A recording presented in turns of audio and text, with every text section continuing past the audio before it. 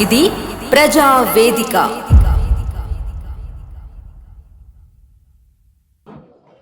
అందరికీ నమస్కారం. ఈ యొక్క మీడియా సమావేశం ముఖ్య ఉద్దేశం నిన్న జరిగినటువంటి మరి బీఆర్ఎస్ అన్న టీఆర్ఎస్ అన్న తెలియక ఆ సభ గురించి, ఆ సభలో మాట్లాడినటువంటి అబద్ధాల గురించి, వాళ్ళు కేవలం ఎంతసేపు ఆ 400-500 కోట్ల రూపాయలు ఖర్చు పెట్టినాయి కాంగ్రెస్ పార్టీని తిట్టడానికో, లేకపోతే దినచర్య వాళ్ళ పొద్దుగా లేస్తే అబద్ధాలు ఆడటానికో పెట్టినట్టు పెట్టుకున్నారు తప్ప మేము ఇది చేసినామో అని చెప్పుకునే ముఖాలు లేవు వాటికి. ఆ పెద్ద మనిషిని ఏమన్నారో మరి అంటనో పెద్ద మనిషిని అన్నారో అట్లా మాట్లాడతారు అంటారు కావచ్చు, కానీ డూప్లికేట్ గాంధీ అంట మాట్లాడే విధానం చూడండి. మరి ఆ డూప్లికేట్ గాంధీ ఇంటికి తెలంగాణ ఇచ్చిన తెలంగాణ తల్లి అని ఇంటికి పోయి కాళ్ళు పట్టుకున్నప్పుడు గుర్తు రాలేదా డూప్లికేట్ తల్లి, డూప్లికేట్ గాంధీ అనేది? సిగ్గు శరం అన్ని వదిలిపెట్టేసి ఏమి అవసరం లేదు, మళ్ళా మాయ మాటలు చెప్పి ఓ 400 కోట్లు ఖర్చు పెడితే 12 లక్షలు వచ్చిన ఒకడంటాడు, రోడ్డు మీద 3 లక్షలు అని ఒకడంటాడు, పోలీసుల మీద అని చెప్తే అదని ఒకలంటారు. ఇది చేయలేదు అది చేయలేదు అని మాట్లాడుతాను. 15 నెలలు 16 నెలలు అయింది మేము వచ్చి. వీలైన కాడికి చేస్తే ఆయనకు ఒకటే ఒప్పందంటే బస్సు, అది కూడా చిక్కలు పట్టుకొని కొట్టుకుంటాడట ఆయనకు. అంటే మాట్లాడే విధానం చూడండి. 200 రూపాయల కరెంటుగా అవపడతలేదు, 500 రూపాయల గ్యాస్ సిలిండర్ అవపడతలేదు, 500 ఇచ్చిన బోనస్ అవపడతలేదు, 2 లక్షల రూపాయలు రుణమాఫీ అవపడతలేదు. అంటే ఏమి కళ్ళలాగా ఏం అవపడకుండా వచ్చిరాని మాటలు విచ్చలవిడిగా అబద్ధాలు మాట్లాడుకుంటా మేము గతంలో ఏమో చేసినాం మేమేమో పీకినాం అని చెప్పే విధంగా మాట్లాడిందే. నీకు 10 ఏళ్ళు సమయం ఇచ్చినా నీకు సరిపోలే. 3 ఎకరాలు ఎక్కడ పోయినాయి? కేజీ టు పీజీ ఎక్కడ పోయింది? విద్యార్థులకు ఇస్తా అన్నావు, అవి ఎక్కడ పోయినాయి? అంటే ఇవి ఏమి కూడా నువ్వు కంప్లీట్ 10 ఏళ్ళు ఇచ్చినా చేయలేదు. ఇది అప్పుల ఊపిలో ఉడికిపోయేటట్టు మొత్తం అప్పులకు గతం చేసి అప్పులు పెట్టి 16 నెలలకే ఏమి ఇన్ని అయినాక కూడా కాలేదని అబద్ధాలు మాట్లాడటానికి నీకు నోరెట్లు వచ్చింది. ఓ పోలీసులను బెదిరిస్తాను, లేదంటే వీళ్ళని బెదిరిస్తాను, లేకపోతే రెడ్ బుక్ అంటాడు, లేకపోతే పింక్ బుక్ అంటాడు. నీతో ఏది కాదు అనేది మొన్న పార్లమెంట్ ఎలక్షన్లో డిపాజిట్లు పోయి ఎక్కడికక్కడ ఏం లేనప్పుడు నీ బతికార్థమైపోయింది. ఇక నీకు మిగిలిన ఏంటంటే ఆ కాళేశ్వరం డబ్బులు, భువనేశ్వరం డబ్బులు, ఈ బ్రిడ్జ్ల డబ్బులు, కూడగొట్టే డబ్బులు అన్నీ ఉన్నాయి. వాటితోటి వాపును చూసి బల్బ్ అనుకునే విధంగా డబ్బులు 500 1000 ఇచ్చి వాళ్ళని పట్టుకొని చాడ పెట్టుకొని ఏదో మేము పలిసి ఉన్నాం మేము ఇది ఉన్నాం అని చెప్పుకుంటాం తప్ప నేను పట్టించుకునే నాదు లేడు. మీకు కొన్ని వీడియోలు చూపిస్తే అక్కడ ఎదురుగానే తిడతారాడ. అంటే మేమేదో ఇంకా బతుకున్నాం, టీఆర్ఎస్ పార్టీ లైవ్లో ఉన్నాం అని చెప్పుకోవటానికి తప్ప దేనికి పనికిరాదు. ఇక కళ్ళ ఒకటి మాత్రం వాస్తవం మాట్లాడిన ఒకటి గొద్దు గొప్ప గుట్టలు నల్ల గుట్టలకు ఆపమని చెప్పాను. నిజంగా కూడా ఆపమని చెప్పాలి కూడా అందరం కూడా అనుకున్నదే. నిన్న సీఎం గారి దగ్గరికి పోతే కూడా లెటర్ పెడతా అని చెప్పి ఎప్పుడైతే పౌరత్వ సంఘ నాయకులు వాళ్ళు వీళ్ళందరూ పోగానే అది తెలుసుకొని ఇమ్మీడియట్ స్పీచ్లా లెటర్ పెడతాను. ఇట్లా చిన్నప్పటికెళ్ళి నక్కలు కొట్టుడు కాపీ కొట్టుడు అలవాటు కదా, బాగానే అడ్డదారిలో పోడు నిలుదారిలో పోడు ఎంబటి అన్నాడు. అది ఆపాలి. కానీ దాంతో పాటు సెంట్రల్ గవర్నమెంట్ కూడా ఇంకో లెటర్ మేము ఇక్కడి నుంచి అందరం రాద్దాం అనుకుంటాను. అక్కడ ఆపేసి అందులోకేలో 10% సిఆర్పిఎఫ్ని ఆ ఫామ్ హౌస్లో తోడితే డబ్బులు 1000 కోట్లు తెలంగాణ అప్పు తీరుతుంది. అన్న తోడు కనుక తోడితే అన్ని డబ్బులు ఉన్నాయి. 400 కోట్లు పెడితే 4 లక్షలు రాలేదు, 12 లక్షల ముచ్చట చెప్పుకుంటే తిరిగి వీళ్ళు ముచ్చట చెప్తే మేము పెడితే మీటింగు ఆర్ట్స్ కాలేజీలో పెట్టుకుంటే పక్కన జిల్లాలు 2 జిల్లాలు పెట్టుకుని తప్ప ఈ స్థాయిలో ఈ మీడియాని వాళ్ళకున్న దాన్ని ఇది చేసుకోవడానికి ఫోకస్ చేసుకోవడానికి మేము బతుకున్నాం చెప్తాను తప్ప ఎక్కడ కూడా స్పీచ్లో ఏం పాస్ అవ్వబడ్డది చెప్పండి, ఏమైనా అవపడ్డదా? మేము ఇది చేసినాం వరంగల్కి ఏం చేసినావు చెప్పడు. అందుకే ఊరవతలపై ఎలకతుర్తిల బార్డర్లో పెట్టి చెలో వరంగల్ అని పెట్టిన మొన్న కూడా చెప్పాను నేను. అంటే వీళ్ళకు ఎంతసేపు బతుకు లేదు, కాంగ్రెస్ విమర్శించకపోతే వీరికి బతుకు లేదు, మీరు 10 ఏళ్లలో చేయలేదు, మేము 16 ఏళ్లలో చేస్తుంటే మీ కంటికి అవపడతలేదు అంటే ప్రజలు గమనిస్తలేరు అనుకునే భ్రమలో ఉండి అసలు ఏమి ఆయనకి మరి సాయంత్రం పూట మాట్లాడింది కాబట్టి గుర్తురాక మాట్లాడినా తెలియలే కానీ ఇచ్చిన స్కీమ్సే గుర్తులేవు ఆయనకు. ఆరోగ్యశ్రీ అంటే మేము పెట్టిందంటే కదా, ఫీజు రియంబర్స్మెంట్ మేము పెట్టింది కదా, ఇన్ఫర్మేషన్ యాక్ట్ మేము పెట్టింది కదా, పని ఆహార పథకం మేము పెట్టినాయి కదా.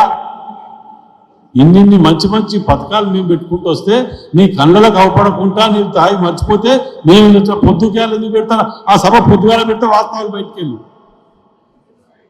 ఎటు కాకుండా సాయంత్రం పూట పెట్టడానికి ఏది లేదు.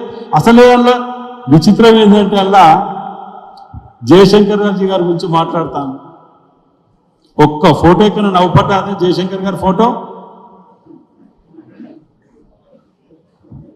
పెద్ద నాయకులు మాట్లాడారు, ఒక్క ఫోటో లేదు అయ్యా కొడుకులు తప్ప. మళ్ళా హరీష్ రావు గారు కూడా పెద్ద మాట్లాడారు, నీ ఫోటోలు నీకు అమ్మ చెప్పారు అయిపోయిందనేది ఇంకా తెలుస్తలేదు. మా వేదిక మీద ఇంతమంది మాట్లాడిస్తాం, ఎక్కడ వేదిక ఉన్నా 10 మందితో మాట్లాడిస్తాం మేము. టైం పోతే ఒకటే ఆ ఒంటది పోకడా ఇంకా బుద్ధి మార్పు ఇంకా రావట్లే. మళ్ళా అధికారంలోకి వస్తాం నీ వచ్చే సచ్చే తర్వాత దేవుడి మీకు తెలుస్తూనే ఉన్నది. మీకు తెలుసు, అందరికీ తెలుసు, మీరు జీవితంలో రారు అని అందరికీ తెలుసు. మీరు బీజేపీ జెండా మోసుకుంటూ తిరగవలసిందే ఎన్నుకొని బీజేపీకి లాభం చేకూర్చే విధంగా మొన్న పార్లమెంట్ ఎలక్షన్లో ఏ విధంగా అయితే ఓట్లు చేయించిండ్రో మళ్ళా అట్లా చేసుకుంటూ బతకవలసిందే తప్ప మిమ్మల్ని జైళ్ళల్లో పెడతారని చెప్పి మీరు సంపాదించిన కోట్ల రూపాయలకి వెళ్ళి ఇలాంటి మీటింగ్లో 6 నెలలకు సంవత్సరానికి కూడా పెట్టి మేము బతుకున్నామని చెప్పుకోవాలి తప్ప దేనికి లేదు. మీరు నిజంగా చిత్తశుద్ధి ఉంటే నిన్న మీటింగ్లో వరంగల్కి ఏం చేసిందో చెప్పారు, ఒక్కటన్నా చెప్పిండ్రా? ఒక్కటి. మా దాంట్లో పెద్ద అందరూ ఎవరిని అడిగినా మేం చేసిన ఏంటిదని చెప్పగలుగుతారు. ఏది చెప్పలేని దద్దమ్మలు కూర్చొని ఆడ మాట్లాడి ఇటు పోలీస్ మీద మా మీద ఏడ్చి ఏదో చేతులు తుట్టుకొని అవతల పడితే అయిపోయింది అనుకుంటాను. ఆ పద్ధతి మార్చుకోండి, ఇకనైనా బుద్ధి తెచ్చుకోండి. ఒకరు మీటింగ్ పెట్టారు, ఒకరు కలెక్షన్లు తిరుగుతారు, ఒకరు పెట్టి ఇది చేస్తారు. వీటి మీద ఈ దుకాణం తప్ప వీళ్ళు ఏది లేదు అందులో. అది మార్పు. మరి ప్రజలు బుద్ధి చెప్పి పక్క కూసబెట్టినాక అహంకారము ఆ బుద్ధి ఇది మారుతుందేమో అనుకున్నాం కానీ ఎక్కడ అవపడట్లే. అబద్ధాల మీద బతుకుతున్నారు. ఇంకా నిజంగా కూడా ఆడ 60 జనరేటర్లు 100 జనరేటర్లు అంటాం ఏ మీటింగ్లలో పెట్టినాయి. ఒరిజినల్ జనరేటర్ వీళ్ళకి పెట్టాలి అసలు, కానీ ఆ జనరేటర్ గురించి దానికి ఇక చెప్పాలంటే చాలా ఉన్నాయి. ఈ మిగతాది మన ప్రకాష్ అన్న గారు స్వర్ణక మీరు. అందరికీ నమస్కారం. నిన్న బీఆర్ఎస్ పెట్టిన మీటింగ్ చూసిన తర్వాత దయ్యాలు వేదాలు వల్లించినట్టుగా ఉంది. అయ్యా నువ్వు అన్ని కోట్లు ఖర్చు పెట్టి అంత జనాన్ని తీసుకొచ్చి నువ్వు చేసిన అభివృద్ధి కార్యక్రమం ఏదైనా చెప్పగలిగావని అడుగుతున్నా. కాంగ్రెస్ వాళ్ళు ఇది చేయలేదు అది చేయలేదు అంటున్నారు.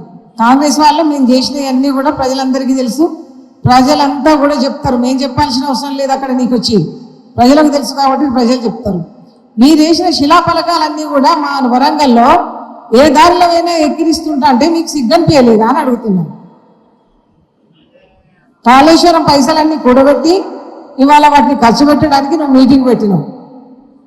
ఆ మీటింగ్లో నేను ఒకటే అడుగుతున్నా, 3 సంవత్సరాలకు వరంగల్కి వస్తే మా ప్రెస్ వాళ్ళు ఒకటి ప్రశ్న అడిగితే ఇప్పుడే ఎదుర్కోళ్ళ కాడ ఉన్నారయ్యా, ఇప్పుడేమడుగుతున్నారు, మొన్ననే పెళ్ళైంది కదా అన్నావు. ఎదుర్కోళ్ళ కాడ ఉన్నా అన్నావు. 3 ఏళ్ళకే నువ్వు ఆ మాట మాట్లాడినా 1.5 సంవత్సరంలో మేము ఇన్ని పనులు చేసినాం. కాంగ్రెస్ వాళ్ళం సత్తా ఉన్న party Congress party. Congress party గురించి మాట్లాడే అవసరం కానీ నీ అర్హత కానీ నీకు లేదని ఇప్పటికైనా తెలుసుకుంటే మంచిది. పెద్ద మనిషివి, మాకన్నా ఏజ్లో పెద్ద మనిషి, వయసులో పెద్ద మనిషి, బుద్ధిలో కాదు, వయసులో పెద్ద మనిషి కాబట్టి నేను మర్యాదతో ఇప్పుడు కూడా మాట్లాడుతున్నా. ఇంకా నువ్వు ఎక్కువ మాట్లాడేది ఉంటే ఈ మర్యాద గిట్ట పోతే మాత్రం మాలాగా ఇంకా మాట్లాడే వాళ్ళు మరొకరు ఉండరు. నీ మర్యాద నువ్వు దక్కించుకోవాలంటే కాంగ్రెస్ పార్టీ గురించి మాట్లాడకుండా ఫామ్ హౌస్లో అంటున్నాడు, ఇప్పుడు లేచిన అంటున్నాడు. ఏం చేస్తావు లేచి? సంవత్సరంన్నరకు ఇప్పుడు నేను లేచినాయిగా, ఇప్పటి నుంచి పనిచేస్తాను. నీ ప్రభుత్వం ఉన్నప్పుడు నువ్వు పనిచేయనానివి, ఇప్పుడు లేచి ఏం పని చేస్తావని అడుగుతాను. నువ్వు పనిచేసేది లేదు, ప్రజల కోసం వచ్చేది లేదు. నువ్వు ఉన్నానని నిరూపించుకోవడానికి నేను మీటింగ్ పెట్టినావు. సాలిగా వయసు ఫామ్ హౌస్లో పడుకో, మళ్ళా కాంగ్రెస్ పార్టీ 10 ఏళ్ళు ఇక్కడ ఉంటుందని గట్టిగా చెప్తున్నావు. జై కాంగ్రెస్.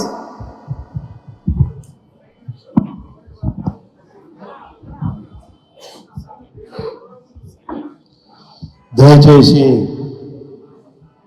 పార్టీ నాయకులందరూ సహకరించే విధంగా కొంచెం నిశ్శబ్దంగా ఉంటే బాగుంటుంది. బ్యాక్ సైడ్ కొంచెం క్రాస్ డిస్కషన్స్ నడుస్తున్నాయి. పత్రికా సోదరులకు మనం ఇబ్బంది పెట్టడం పద్ధతి కాదు కనుక దయచేసి అందరూ సహకరించాలని చెప్పి రిక్వెస్ట్ చేస్తూ, పత్రికా సోదరులకు అదేవిధంగా ఎలక్ట్రానిక్ మీడియా సోదరులకు నా నమస్కారం. నిన్న బీఆర్ఎస్ పార్టీ యొక్క సమావేశం జరిగితే మేమందరం ఒకటి ఎక్స్పెక్ట్ చేసినాం. 10 సంవత్సరాలు ప్రజలు అవకాశం ఇస్తే 2014లో కానీ 18లో ఇచ్చిన హామీలను మేము నెరవేర్చాము అని చెప్పి గణాంకాలతోటి వివరాలతోటి ప్రజల ముందు పెడుతూ, మరి సంవత్సరాల కాలమైనా కూడా కాంగ్రెస్ అధికారంలోకి వచ్చిన ఈ కార్యక్రమాలు చేసినాయి, ఇంకా ఈ కార్యక్రమాలు చేయవలసిన ఉంటాయి అని చెప్పి ఒక సీనియర్ రాజకీయవేత్తగా, ఒక 10 సంవత్సరాలు ముఖ్యమంత్రిగా ఉన్న వ్యక్తిగా హోందాంగా గౌరవంగా మాట్లాడతాడని చెప్పి ఎక్స్పెక్ట్ చేసినాం. కానీ అన్ని విషయాలు కొంచెంసేపు మనము మా సోదరులు మాట్లాడిన డిస్కషన్స్లో మనం చూస్తే ఈ తెలంగాణకు కాంగ్రెస్ ప్రధాన శత్రువు అని చెప్పి ఏదైతే మాట్లాడినావో ఇది నీకు ఎంత మట్టుకు న్యాయమో అని చెప్పి నేను అడుగుతున్నాను. ఇవాళ తెలంగాణ ప్రజల యొక్క మనోభావాలను గౌరవించి, మరీ ముఖ్యంగా యువత ఆత్మ త్యాగం ద్వారా తెలంగాణ ఏర్పాటు చేసుకోవాలని ప్రయత్నం చేస్తున్న సందర్భంలో తల్లి సోనియమ్మ తెలంగాణ ఇవ్వడానికి నిర్ణయించుకొని పార్లమెంటు సమావేశంలో బిల్లు ప్రవేశపెడితే 2 పార్లమెంట్ సభ్యులుంటే మీరు పార్లమెంట్లో లేకుండా ఫామ్ హౌస్లో కూర్చొని తాక్కుంటూ పండుకున్న వ్యక్తివి ఇవాళ ఈ తెలంగాణకు కాంగ్రెస్ ఎట్లా వ్యతిరేకమో ప్రధాన శత్రువు అని ఏ విధంగా మాట్లాడతావు అని చెప్పి నేను అడుగుతున్నాను. ఇవాళ తెల్లారి లేచి నీ కొడుకు అల్లుడు వచ్చి రాత్రి బిల్లు పెట్టిందని చెప్పంటే అప్పటికప్పుడు మనవరాలను ఎంబిడేసుకొని పోయి గౌరవనీయురాలైన సోనియా గాంధీ గారి యొక్క కాళ్ళు మొక్కి, మీరు తెలంగాణ ఇచ్చారు, మా పార్టీని కూడా మీలో విలీనం చేస్తాం, మీ సహకారంతో అక్కడ మనం ప్రభుత్వం స్థాపిస్తామని చెప్పిన వ్యక్తివి వీడికి వచ్చి మళ్ళా మడమ తిప్పి తప్పుడు మాటలతోటి తప్పుడు వాగ్దానాలతోటి అధికారంలోకి వచ్చి ఈ 10 సంవత్సరాలు ఈ రాష్ట్రాన్ని దోచుకు తిన్న మాట వాస్తవం అవునా కాదా? ఇవాళ నీ ఒక మాటలు చెప్పాలి అని అంటే, సమైక్య ఆంధ్రలో ఆంధ్ర నాయకత్వం అన్నా కొంచెం ఒళ్ళు దగ్గర పెట్టుకొని పనిచేశారు. కానీ సమైక్య ఆంధ్రలో ఆంధ్ర నాయకత్వం చేయని నష్టాన్ని ఈరోజు నువ్వు ఈ రాష్ట్రానికి చేయడం జరిగింది, అప్పులపాలు నెట్టేయడం జరిగింది అని చెప్పి ఈ సందర్భంగా మరి చేస్తున్నాను. అందులో కాళోజీ నారాయణరావు గారు ఒక మాట అన్నారు, బయటి వాడు మోసం చేస్తే తెలంగాణ సరిహద్దులు దాటిచ్చే విధంగా ఎంబడబడి తరమాలి అని అన్నారు. కానీ తెలంగాణ వాడు మోసం చేస్తే 10 గోళ్ళ బొంద తవ్వి దాంట్లో పాతి పెట్టాలి అని చెప్పి అన్నారు. కానీ వాళ్ళు అడుగుతున్నా నేను మిమ్మల్ని, 100 కోళ్ళ యొక్క బావి తవ్వి పాతి పెట్టినా కూడా నువ్వు చేసిన పాపం పోదు అని చెప్పి ఈ సందర్భంగా మనం చేస్తున్నాను. కొంతైనా నైతికత నిజాయితీ నీలో ఉంటే ఆ మాట మాట్లాడేవాడివి కాదు. ఇవాళ నేను అడుగుతున్న, అమెరికాలో ఉన్న నీ కొడుకు బిడ్డ తీసుకొచ్చావు, నీ అల్లుని అందరూ ఎక్కించుకున్నావు, ఇవాళ కాపల కుక్కలు తెలంగాణ వస్తే కాపల కుక్కలాగా ఉంటానని చెప్పిన పెద్ద మనిషివి ఒక తోడేనులాగా దుర్మార్గమైన ఆలోచనతోటి కాళేశ్వరం సెంటిమెంట్ తోటి మిషన్ భగీరథ సెంటిమెంట్ తోటి 7 లక్షల కోట్ల అప్పు చేయడమే కాకుండా 49,000 కోట్ల బకాయిలతోటి రాష్ట్రాన్ని వారసత్వంగా ఇచ్చి ఇవాళ అక్రమంగా సంపాదించిన సొమ్ముతోటి ఇవాళ దగ్గర 1200 కోట్లు నీ బ్యాంక్ ఖాతా ద్వారా ఇచ్చుకోవడం కాకుండా ఇంకా అదనంగా ఇంకా దగ్గర 1,000-1,100 కోట్లు ఖర్చు పెట్టి ఇవాళ బహిరంగ సభ ఏర్పాటు చేసి ఇవాళ కాంగ్రెస్ పని అయిపోయింది అని చెప్పి మాట్లాడుతున్నావే. నిజంగా కాంగ్రెస్ పార్టీ పని అయిపోయింది అని అంటే నేను ఒకటి అడుగుతున్నాను, పార్లమెంటులో పోటీ చేస్తే మొత్తం సీట్లు స్వీప్ చేస్తామని చెప్పినవే, కనీసం ఒక్క సీటు కూడా నీకు రాకుండా 7 సీట్లలో డిపాజిట్ కూడా రాలేదు, ఇంకా ఏ ముఖం పెట్టుకొని మాట్లాడుతున్నావు అని చెప్పి నేను అడుగుతున్నాను. ఇవాళ ఒక శాసనసభ్యుడిగా నేను ఛాలెంజ్ చేసి చెప్తున్నాను, ఇవాళ నిజంగా మీకు ప్రజలలో ఈ కాంగ్రెస్ పార్టీ మీద వ్యతిరేకత ఉన్నది, ఎప్పుడు ఎన్నికలు వచ్చినా మీకు గెలుస్తామని మీరు మాట్లాడుతున్నారు కదా, మీరు 38 మంది గెలిచారు, 38 మందితోటి రాజీనామా చేయించండి. మీ దగ్గర 28 కావచ్చు, ఇటు వచ్చిన 10 మందితోటి రాజీనామా చేద్దాం, మళ్ళా పోటీకి రండి. మీరు నిజంగా దాంట్లో 50% అయినా మీరు గెలిస్తే మేము దేనికైనా మేము సిద్ధము అని చెప్పి ఈ సందర్భంగా మనం చేస్తున్నాను. ఉత్తర ప్రగల్భాల వరకు ఆ భగవంతుడు ఏ విధంగా ఇచ్చిండో, ఏ ఆలోచనతో ఇచ్చిండో కానీ మీ నలుగురికి కూడా మాయమాటలు చెప్పడం వెన్నతో పెట్టిన విద్య. మరొకసారి మాయమాటలు చెప్పి మరి వాళ్ళ ప్రజల్ని మోసం చేయాలని ప్రయత్నం చేసినా, ఏ రోజు ఎన్నికలు వచ్చినా మీకు కనీసము రాబోయే భవిష్యత్తులో ఒక్క అసెంబ్లీ సీటు కూడా రాదు. రేపు ఇంకా నిజంగా మీకు దమ్ము ధైర్యం ఉంటే రేపు వచ్చే స్థానిక సంస్థల ఎన్నికలలో మీరు గెలిచి చూపించండి, అప్పుడు మాట్లాడదాం. అంతేగాని తప్పుడు మాటలతోటి ప్రజల్ని మభ్యపుట్టాలని ప్రయత్నం చేస్తే నేను మరొకసారి మీకు డిమాండ్ చేస్తున్నా, ఛాలెంజ్ చేస్తున్నా, మీకు దమ్ముంటే మీ గుర్తు మీద గెలిచిన 38 మందితోటి రాజీనామా చేద్దాం. మళ్ళా మీరు ఒకవేళ మీ గుర్తుతోటి మీరు ఎంతమందితోటి పోటీ చేస్తారో చేయించండి, కాంగ్రెస్ గుర్తుతోటి మేము పోటీ చేయిస్తాము, అప్పుడు ప్రజలే ఒక తీర్పు ఇస్తారు అనే విషయాన్ని కూడా మరొక ఛాలెంజ్గా తెలియజేస్తూ సెలవు తీసుకుంటున్నాను. జై హింద్. సభకు నమస్కారం, మీడియా మిత్రులందరికీ కూడా నమస్కారం. బీఆర్ఎస్ పార్టీ బహిరంగ సభ గురించి మాట్లాడే ముందు ఒక విషయము చెప్పాలనుకుంటున్నాను. కేంద్ర ప్రభుత్వం పెద్ద ఎత్తున కేంద్ర బలాలను మోహరించి ఛత్తీస్గఢ్ అడవులలో రక్తపు టేరులను పారిస్తున్నది. ఆపరేషన్ కగార్ పేరు మీద అనేక మంది గిరిజనులను పొట్టన పెట్టుకుంటున్నది. శాంతి చర్చలకు మేము సిద్ధం అని నక్సలైట్ల ముందుకు వచ్చిన, ప్రజా సంఘాల ముందుకు వచ్చిన కేంద్ర ప్రభుత్వం మాత్రము స్పందించడం లేదు. ఇది చాలా దుర్మార్గమైన చర్య. టెర్రరిస్ట్ యాక్టివిటీస్ను, నక్సలైట్ యాక్టివిటీస్ను ఒకే కోణంలో చూడొద్దు అనేది నా విజ్ఞప్తి. కాబట్టి కేంద్ర ప్రభుత్వం తక్షణమే ఆపరేషన్ కగార్ను నిలిపివేసి శాంతి చర్చలకు సిద్ధం కావాలని, నక్సలైట్లను చర్చలకు పిలవాలని చెప్పి నేను వ్యక్తిగతంగా కేంద్ర ప్రభుత్వానికి విజ్ఞప్తి చేస్తున్నా. విచిత్రం ఏంటంటే నిన్న బహిరంగ సభలో కూడా కేసీఆర్ గారు ఆపరేషన్ కగార్ను నిలిపివేయాలని మాట్లాడారు.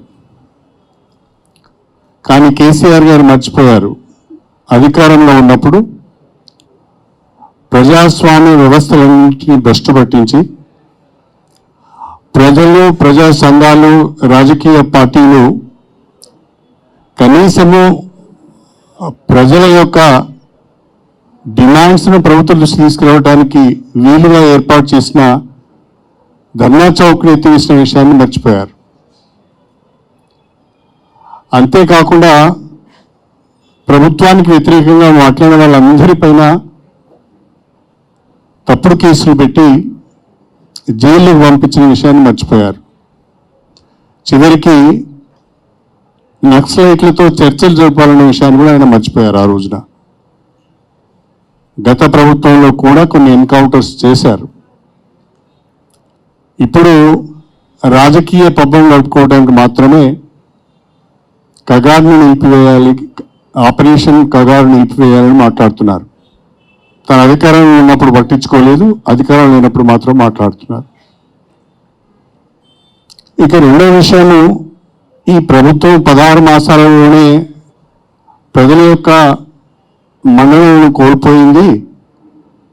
ప్రజలే ఈ కాంగ్రెస్ ప్రభుత్వానికి గుణపాఠం చెప్తారు అనే విధంగా మాట్లాడుతున్నారు.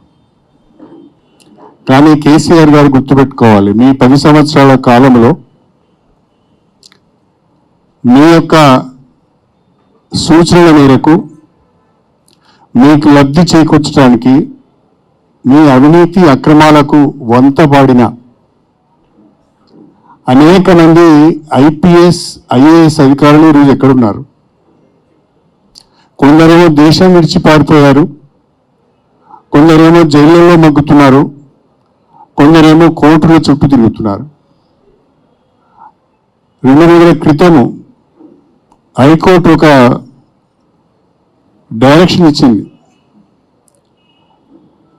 ల్యాండ్ ఇష్యూస్లలో ఇన్వాల్వ్ అయిన మొత్తం దాదాపు 20 మంది ఐఏఎస్ ఆఫీసర్లను కూడా కేసులో ఇన్వాల్వ్ చేయండి అని చెప్పి డైరెక్షన్ ఇచ్చింది. అంటే ధరణిని అడ్డం పెట్టుకొని, అధికారులను అడ్డం పెట్టుకొని 100 ఎకరాల భూములను కబ్జా చేసి 1000 కోట్ల రూపాయలు మీరు సంపాదిస్తే, మీ కుటుంబం సంపాదిస్తే పాపం వాళ్ళ జైళ్ల పాలవుతున్నది ఐఏఎస్ ఐపీఎస్లు. అది మీ పరిపాలన.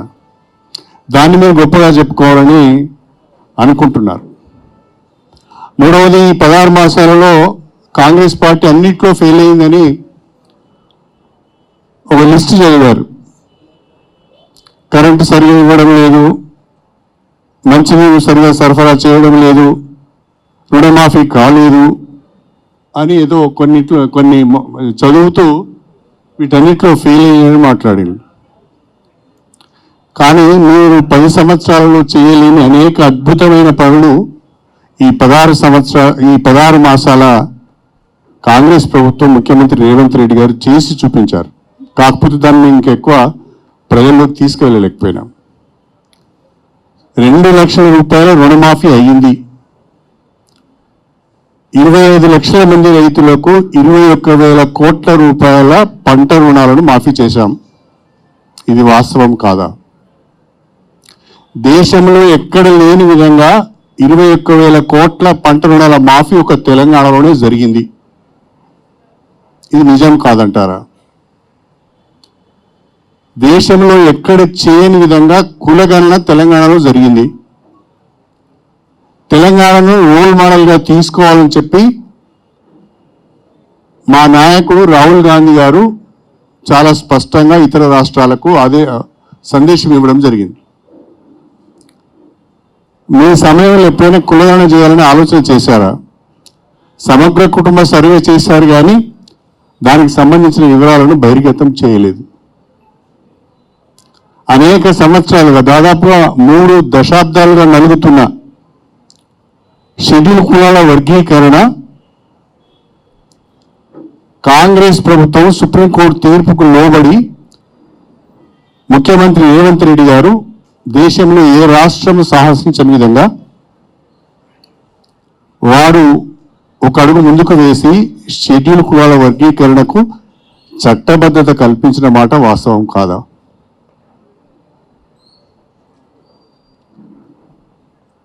మీరు 10 సంవత్సరాలలో సంపాదించలేని పెట్టుబడులు, ఆకర్షించలేని పెట్టుబడులు,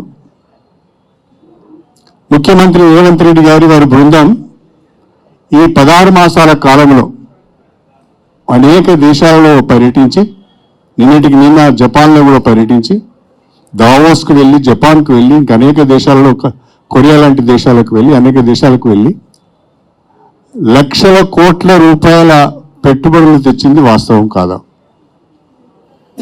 దాన్ని వివరాలతో సహా రాష్ట్ర ప్రజల ముందు అసెంబ్లీ సాక్షిగా పెట్టిన మాట వాస్తవం కాదా? అదేవిధంగా మీ 10 సంవత్సరాల ప్రభుత్వంలో అప్పులు ఏ రకంగా చేశారు, ఏ రకంగా ప్రస్తుతం తెలంగాణ ఆర్థిక ఇబ్బందులు ఎదుర్కొంటున్నది, వాటన్నిటిపైన సమగ్రంగా అసెంబ్లీలో ఫైనాన్సెస్ పైన వైట్ పేపర్ సబ్మిట్ చేసింది వాస్తవం కాదా? దానికి తోడుగా ఇంకా దేశంలో ఎక్కడ లేని విధంగా తెలంగాణ ప్రభుత్వము రైతులను ప్రోత్సహించాలి, వ్యవసాయానికి అండగా ఉండాలనే ఉద్దేశంతోనే సన్నాలు పండించిన వారికి క్వింటల్కు 500 రూపాయల బోనస్ ఇస్తున్నమాట వాస్తవం కాదా? ఒకప్పుడు మీరు బోనస్ అంటే బోనస్ అన్నారు. ఒకసారి ఇప్పుడు గ్రామాలకు వెళ్ళి చూడండి, ఖరీఫ్లో సన్నాలు అమ్ముకున్న రైతులందరికీ బోనస్ వచ్చిందా లేదా ఒకసారి మీరు పరిశీలించండి. యాసంగిలో సన్నాలు పండించే రైతులకు కూడా 500 రూపాయల చొప్పున క్వింటల్కు రాష్ట్ర ప్రభుత్వం బోనస్ ఇస్తున్నమాట వాస్తవం కాదా? పేద ప్రజలు కడుపు నిండా అన్నం తినాలనే ఆలోచనతోని దొడ్డు బియ్యం రేషన్ షాపుల ద్వారా ఇస్తే ప్రజలు తినడం లేవు, అవి అక్రమ రవాణా అవుతున్నది, వేల కోట్ల రూపాయల దుర్వినియోగం అవుతున్నదని భావించి దేశంలోనే మొట్టమొదటిసారిగా 1 కోటి కార్డుల ద్వారా 3,10,00,000 మందికి సన్నబియ్యం ఏప్రిల్ మాసం నుంచి పంపిణీ చేస్తున్నది వాస్తవం కాదా? ఈ సన్నబియ్యం పంపిణీకి రాష్ట్ర ప్రభుత్వము సాలీనా 13,600 కోట్ల రూపాయలు ఖర్చు చేస్తే దాంట్లో 8,000 కోట్ల రూపాయలు రాష్ట్ర ప్రభుత్వానికి, 5,600 కోట్లు మాత్రమే కేంద్ర ప్రభుత్వానికి. అంటే 60:40 రేషియోలో రాష్ట్ర కేంద్ర ప్రభుత్వాలు షేర్ చేస్తున్నమాట వాస్తవం కాదా? మీరు సన్నబియ్యాన్ని ఎందుకు ప్రవేశపెట్టలేదు? అంటే మీకు పేద ప్రజలపైన ప్రేమ ఉంటే ఆ పని చేసేవారు. మీకు పేద ప్రజలు కడుపుని అన్నం ఆలోచన లేదు కాబట్టే మీరు చేయలేదు. 10 సంవత్సరాల అధికారంలో ఉన్న సమయంలో, నేను కూడా మీతో ఉన్న సమయంలో డబుల్ బెడ్రూమ్ ఇల్లు అని చెప్పి ఊదరగొట్టారు. కనీసం 1,00,000 ఇళ్ళైనా మనం కట్టామా 10 సంవత్సరాల కాలంలో? కానీ ఈరోజు 22,500 కోట్ల రూపాయల ఖర్చుతో 4.5 లక్షల ఇళ్లను 1 సంవత్సరంలో కట్టాలని సంకల్పించి ముందుకు పోతున్నది తెలంగాణ ప్రభుత్వం. వాస్తవం కాదా అని అడుగుతున్నా. 16 మాసాల కాలంలో ఇన్ని అద్భుతాలు సృష్టించిన కాంగ్రెస్ ప్రభుత్వాన్ని మీరు నిందించడం సబబు కాదు. సోషల్ మీడియాకు ఒక యూనివర్సిటీని పెట్టుకున్నారు, కొన్ని పత్రికలు పెట్టుకున్నారు, కొన్ని ఛానల్స్ పెట్టుకున్నారు. బ్రహ్మాండంగా 100 కోట్ల రూపాయల పార్టీ ఫండ్ అనేది, అవినీతితో సంపాదించిన 1,000 కోట్ల రూపాయల ఆస్తులు ఉన్నాయి. వాటి ద్వారా కాంగ్రెస్ ప్రభుత్వం పైన విషప్రచారం చేసే ప్రయత్నం చేస్తున్నారు, విషం చిమ్మే ప్రయత్నం చేస్తున్నారు. ప్రజలందరూ దీన్ని గమనిస్తున్నారు. రాజకీయ పార్టీలు సభలు పెట్టుకోవచ్చు, సమావేశాలు పెట్టుకోవచ్చు, కానీ ఏమి చేశాం గతంలో, ఏం చేయబోతున్నాం భవిష్యత్తులో అని చెప్పుకోవాలి. అలా కాకుండా 16 మాసాలు కూడా పూర్తిగానే ప్రభుత్వం పైన నిందారోపణలు చేయడం, గురవింద తన నలుపును చూసుకోలేక మాట్లాడుతున్నట్టుగానే కనిపిస్తున్నది. కాబట్టి బీఆర్ఎస్ పార్టీ నాయకులు ప్రభుత్వాన్ని పైన ఆరోపణలు చేసే ముందు, విమర్శలు చేసే ముందు సరైన సాక్ష్యాధారాలతో ఆరోపణలు చేస్తే బాగుంటుంది, ప్రజలు కూడా రిసీవ్ చేసుకుంటారు. అలా కాకుండా ఇష్టం వచ్చే రీతిలో మాట్లాడడం సబబు కాదు. ఇప్పటికైనా ఈ అనవసరపు ఆరోపణలు, అసత్యాలతో కూడిన విమర్శలు చేయడం మానుకోవాలని చెప్పి బీఆర్ఎస్కి విజ్ఞప్తి చేస్తున్నాను. నిన్న జరిగిన బీఆర్ఎస్ సభ ఏదైతుందో, అసలు బీఆర్ఎస్ సభ వేదిక ఎక్కక ముందే వారికి టెస్ట్ చేయాలి. ఏం టెస్ట్? మా ట్రాఫిక్ పోలీసు వాళ్ళు చేస్తారు కదా, బ్రీత్ అనలైజ్ టెస్ట్ అంటారు. ఆ మాజీ ముఖ్యమంత్రికి టెస్ట్ చేయాలి. అసలు ఏం మాట్లాడిండు వచ్చి వేదిక పైన? అన్నీ అసత్య ప్రచారాలు తప్ప, కాంగ్రెస్ మీద అన్ని అబద్ధాలు, పసలేని నిందలు మోపడం తప్ప ఏముంది? కాంగ్రెస్ ప్రభుత్వం ఏం చేస్తుంది, చేతగాని ప్రభుత్వం, 140 సంవత్సరాల సీనియారిటీ ప్రభుత్వం అని మా యొక్క సీనియర్ నాయకులను అందరినీ కూడా గౌరవ భట్టి గారిని ఇట్లా అందరినీ అవహేళన చేస్తూ మాట్లాడాను. నేను మొన్న కూడా అక్కడ విజిట్ చేసినప్పుడు చెప్పిన, మా మీడియా సోదరులు ఎవరు కూడా దాన్ని ఎక్కువ ఎక్స్పోజ్ చేయలేదు. ఆ వేదిక మీద ఎక్కడైతే కండక్ట్ చేస్తున్నారో మీటింగ్కు నేను చెప్పిన, మీరు ఉద్యమాలకు రాకుండా ముందున్న మీ ఆస్తి ఎంత, తర్వాత ఆస్తి ఎంత, అది శ్వేతపత్రం విడుదల చేయాలని డిమాండ్ చేసిన. ఎందుకంటే ఉద్యమాల సమయంలో వాళ్ళ దగ్గర ఉన్న ఆస్తులు, ఇప్పుడున్న ఆస్తులను వారి కుటుంబం బహుశా నాకు తెలిసి ఈ యొక్క రాష్ట్రంలో లేక భారతదేశంలోని అత్యంత ధనిక కుటుంబం ఏదైనా ఉన్నదంటే కల్వకుంట్ల కుటుంబం. వారి అన్ని పథకాలన్నీ కూడా స్కామ్స్తోనే ఉన్నాయి కదా, వారి స్కీమ్స్ అన్ని స్కామ్స్తోనే ఉన్నాయి. లిక్కర్ స్కామ్, గొర్రెల స్కామ్, చేపల scam, KCR kit scam, double bedroom కట్టినవి కూడా స్కామే. అవి తంతే గోడలు ఊడిపోతున్నాయి. అన్ని స్కామ్స్తో నిండినాయి తప్ప కాళేశ్వరం అది కూలేశ్వరం అయిపోయింది. ఇన్ని పెద్దలు చెప్పినట్టుగా ఆ గురువింద కింద నల్లమచ్చ పెట్టుకొని 15 నెలలు కాకముందే కాంగ్రెస్ ప్రభుత్వం పైన దుమ్మెత్తి పోస్తున్నారు. రైతులను ఆదుకునే పార్టీ కాంగ్రెస్ ప్రభుత్వం, రైతుల పక్షపాతి కాంగ్రెస్ ప్రభుత్వం, పేదల పక్షపాతి కాంగ్రెస్ ప్రభుత్వం, వారి కడుపు నిండా అన్నం పెట్టే ప్రభుత్వం, పేదలను హక్కున చేర్చుకునేది కాంగ్రెస్ ప్రభుత్వం. ఎన్ని పథకాలు చెప్పని స్కీమ్లను కూడా నెరవేర్చుకుంటూ ముందుకు పోతుంది క్యాబినెట్. బంగారు తెలంగాణ అన్నావు, చిప్ప చేతులు ఇచ్చిపోయినావు. ఎవరు కూడా ఒక కుటుంబానికి పోయేటప్పుడు అరే చాలా మంచి కుటుంబం, ధనిక కుటుంబం అనుకుంటాం, కానీ లోపల పోతే తెలుస్తుంది ధనిక కుటుంబమా, ఎట్లా వీళ్ళ యొక్క ఎన్ని బొక్కలు ఉన్నాయి కింద అని. కోర్స్ కాంగ్రెస్ ప్రభుత్వం వచ్చే ముందు కొన్ని వాగ్దానాలు చేసిండ్రు. వాగ్దానాలను ఒక్కొక్కటి పూర్తి చేసుకుంటూ వస్తున్నారు. 15 నెలలు కాకముందే ఇన్ని అపవాదాలు చేస్తున్నారు. ఫ్రీ బస్ అంటే మహిళలను అవహేళన చేసుకుంటూ మాట్లాడుతూ జుట్లు పట్టుకొని కొట్టుకుని, అంటే స్త్రీల పట్ల వారికి ఉన్నట్టు ఆ గౌరవం చూడండి. స్త్రీల పట్ల సిగలు పట్టుకొని తనుకుంటున్నాను. ఈ విధంగా ప్రతి ఒక్క దానిపైన 420 అని అంటున్నావు. మీరు 420 అంటున్నావు, కానీ మీది 395. అంటే మీరు డకైట్ల కంటే ఎక్కువ దోసుకొని పోయినారు తెలంగాణ. ఆంధ్ర రాష్ట్ర పాలకులు పాలించినప్పుడు దోసుకున్నారో లేదో తెలియదు, కానీ తెలంగాణ రాష్ట్రం మనం సాధించుకున్నాక ఎంతైతే దోసుకున్నారో మీ కల్వకుంట్ల కుటుంబం దోసుకున్నంత ఇక్కడున్న దానికి సంబంధించిన మా పార్టీ నాయకులు సంపాదించినంత దోసుకున్నంత ఎవరు కూడా దోసుకోలేదు. మా 140 సంవత్సరంలో కాంగ్రెస్ ప్రభుత్వ నాయకులందరూ ఇక్కడ ఉన్నారు, సీనియర్ నాయకులు. వారి ఆస్తులు చూడండి, 10 ఏళ్ళు చేసిన నాయకుల వారి యొక్క ఆస్తులను పరిశీలించండి, ఎంత దోసుకున్నారు. నేను దయచేసి మీడియా ద్వారా మా ఓరుగల్లు ప్రజలు పోరుగల్లు అని అన్నావు, కానీ నా విద్యార్థి నాయకులకు, తర్వాత ఉద్యమకారులకు, తర్వాత విద్యావేత్తలందరినీ నేను అప్పీల్ చేస్తున్నా. ఈ గొర్రెల స్కీమ్ తెచ్చి అందరినీ అందులో ఉన్న బీఆర్ఎస్ నాయకులందరినీ గొర్రెలు చేసిండు, కానీ నా యొక్క ఉద్యమకారులు కానివ్వండి, విద్యార్థి లోకం కానివ్వండి, మీరు మళ్ళా వాళ్ళ ట్రాప్లో పడొద్దని నేను అప్పీల్ చేస్తున్నా. ఎందుకంటే మళ్ళా మాయమాటలతోనే వచ్చి నిన్న బీఆర్ఎస్ మీటింగ్ ఏదైతే పెట్టిందో, మళ్ళీ ఏదో మేము సాధిస్తాం, మళ్ళీ వస్తాం, అటు పోలీసు వాళ్ళను ఇటు అధికారులను అందరినీ బెదిరించుకుంటూ బ్లూ బుక్ రాసుకోండి, రెడ్ బుక్ రాసుకోండి. నీ తాటాకు చప్పుళ్ళకి ఎవరు భయపడలేరు. ఇక్కడ పారదర్శకంగా మా యొక్క ప్రభుత్వం పనిచేస్తుంది. మీరు సంపాదించిన ధనాన్ని అంతా కూడా త్వరలోనే బయట కక్కుతారు. ఆ కాళేశ్వరం మొన్న కూడా కాగ్ రిపోర్ట్ ఇచ్చింది.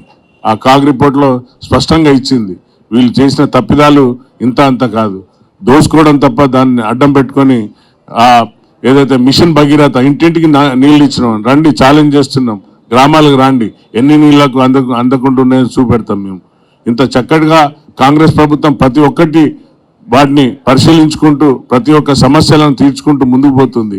అనతి కాలంలో చేస్తున్న కార్యక్రమాలు ఓర్వలేక ఎంతసేపు ఇంకా మేమే రాజులమని, ఇంకా మేమే ఈ తెలంగాణకు మేమే బ్రాండ్ అంబాసిడర్ అని కేటీఆర్ ఇంకా కలలు కంటాడు, ప్రగల్భాలు డైలాగులు కొడుతున్నాడు. కాబట్టి ఇప్పుడైనా మీరు కళ్ళు తెరిచి ఒకసారి మీరు చూసుకోండి, వెనక తిరిగి మీరు చేసిన దోపిడీ, మీరు చేసిన స్కామ్లు, మీరు చేసిన ప్రతి పేదవాని కడుపున కొట్టి దోసుకొని పోయిన ధనాన్ని అంతా ఈరోజు పెట్టి ఆ పెద్ద సభ నేను అక్కడ కూడా భయంకరంగా నన్ను అక్కడ రైతులు ఫోన్ చేస్తేనే నేను వెళ్ళిన.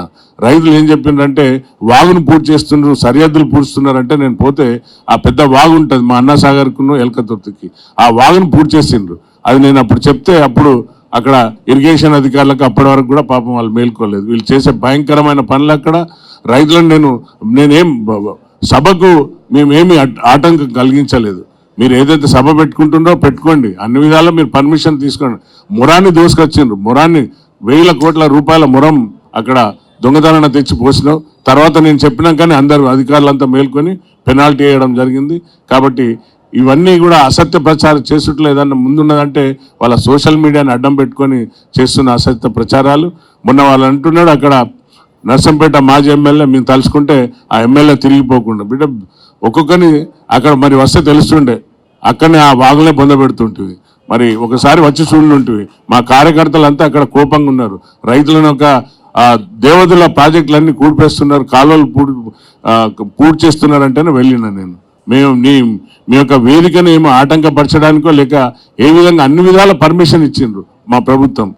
ఎప్పుడు కూడా మీరు చేసే తప్పిదాలను చూపెడుతున్నాం తప్ప మీకు ఏం ఆటంకపరిచే విధంగా మేము ఏం పనులు చేస్తలేము. కాబట్టి తస్మాత్ జాగ్రత్త, ఇప్పుడన్నా మేల్కోండి, ఇంకా మీరు అధికారంలో ఉన్నట్టు భావించకండి అని ఈ మీడియా ద్వారా తెలియపరుస్తూ ముగిస్తున్నా. Thank you. ప్రతి సభలో కట్టించుకుంటారు, ప్రభుత్వంలో ఉంటే తప్ప అదర్ దెన్ ఎనీ మీటింగ్స్ అయినా కూడా పోలీసులకు కట్టవలసిందే అండి. యూజర్ ఛార్జ్ అనేది కంపల్సరీ. మేము ఆర్ట్స్ కాలేజ్ గ్రౌండ్ కట్టినాం, బయట పార్కింగ్లో కట్టినాం. వాళ్ళని మేము కనీసం ఆర్ట్స్ కాలేజ్ మన యూనివర్సిటీలో పార్కింగ్కి ఇవ్వకపోతే అసన్పర్తిలో నుంచి నడుచుకుంటూ వచ్చిన యూనివర్సిటీ ఇక్కడ ఆర్ట్స్ కాలేజ్ గ్రౌండ్కు అట్లాంటి మూర్ఖులు. మేము అన్ని పర్మిషన్లు ఇచ్చినా కానీ పబ్లిక్ వస్తలేరు, భయం పట్టుకొని 2 లక్షలు బయట ఉన్నారట. మొత్తం కలిపితే 2 లక్షలు లేరా, 4,000 కోట్లు పెడితే 2 లక్షలు లేరు, బయట ఉన్నారట. పోలీస్కైనా కట్టవలసిందే, ఎప్పుడైనా ఎవరైనా కట్టవలసిందే.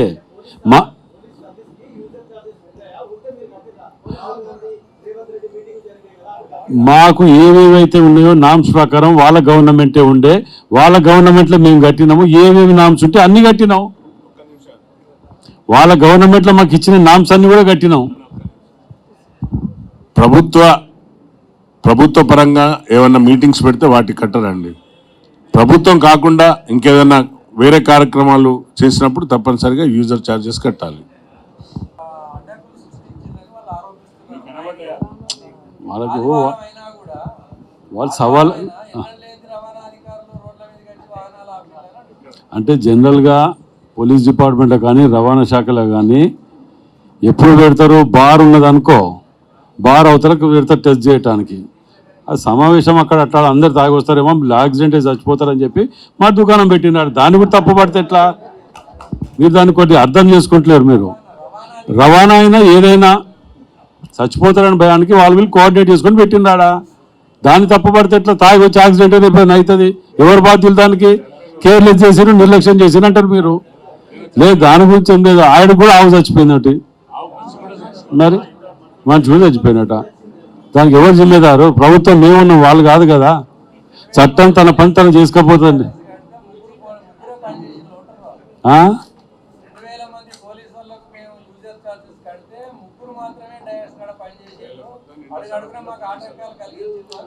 వాళ్ళు నిజం మాట్లాడితే తలపలి చచ్చిపోయే గండం ఉన్నది కాబట్టి వాళ్ళు మాట్లాడరు. దాని గురించి మీకే ఇండ్లు ఇస్తానని ఉసలు చెప్పినప్పుడు అడగలేదు కాడా, మా ఇండ్లు ఏమైనా అడగాలి కదా, అడగలేకపోతే అయిపోయి. న్యాయం వైపు నిలబడే గలం గంగా ప్రవాహం. For latest updates subscribe to Zee News. ఇది ప్రజా వేదిక.